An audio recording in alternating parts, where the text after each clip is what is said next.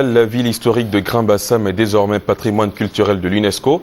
La décision a été prise aujourd'hui en Russie où s'est réuni le comité de l'UNESCO. Tout à l'heure, nous serons en direct de Saint-Pétersbourg avec le ministre de la Culture et de la Francophonie, Maurice Bandama.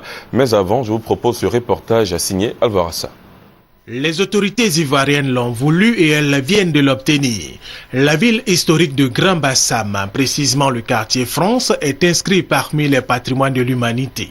Pour obtenir son appartenance au patrimoine mondial de l'UNESCO, un comité a été mis en place dirigé par le ministre de la Culture et de la Francophonie, Maurice Bandama Kwaku.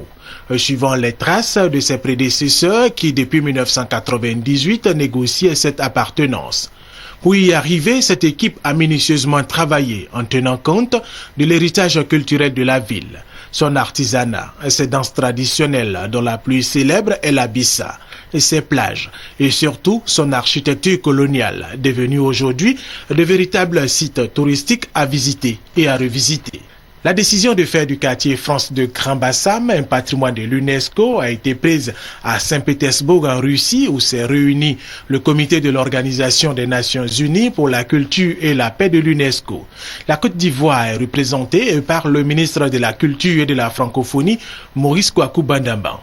Le quartier France de Grand Bassam rejoint ainsi la prestigieuse liste des 936 valeurs universelles exceptionnelles. Le quartier France de Grand Bassam, devenu patrimoine mondial de l'humanité, ce sont d'énormes opportunités d'affaires, des investissements et le développement du tourisme. Aussi, les valeurs architecturales datant de l'époque coloniale pourront être mieux conservées. Nous sommes en direct de Saint-Pétersbourg au téléphone avec le ministre de la Culture et de la Francophonie, Maurice Bandama. Monsieur le ministre, bonsoir. Bonsoir. Est-ce que vous confirmez l'information selon laquelle la ville historique de Grand Bassam est désormais patrimoine de l'UNESCO? Oui, bien sûr. Nous avons été déclarés éligibles sur la liste du patrimoine mondial de l'UNESCO à 19h, heure de Saint-Pétersbourg, en Russie. Il y a donc environ 5 heures, puisqu'il y a déjà minuit passé ici à Saint-Pétersbourg. Quel est l'intérêt pour la Côte d'Ivoire d'avoir une ville patrimoine de l'UNESCO?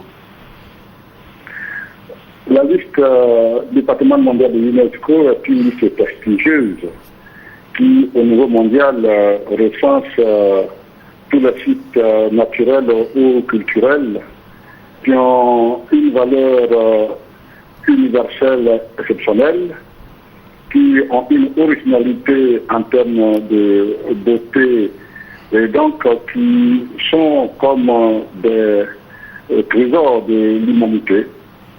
Et donc être inscrit sur la liste du patrimoine mondial de l'UNESCO vous confère un label, une qualité et donc un statut d'espace, de site ou de lieu unique, exceptionnel, et qui mérite d'être montré au monde. Par exemple, la ville historique de Rabat a été aujourd'hui même classée sur la liste du patrimoine mondial.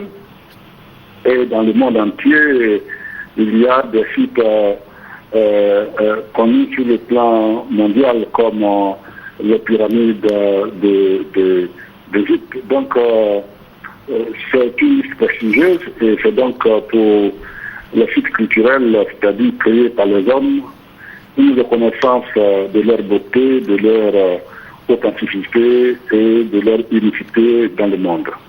Merci à vous, Monsieur Maurice Bandama, pour ces précisions. Avec vous, on a parlé, je rappelle, de la ville historique de Grand Bassam, qui est désormais patrimoine de l'UNESCO.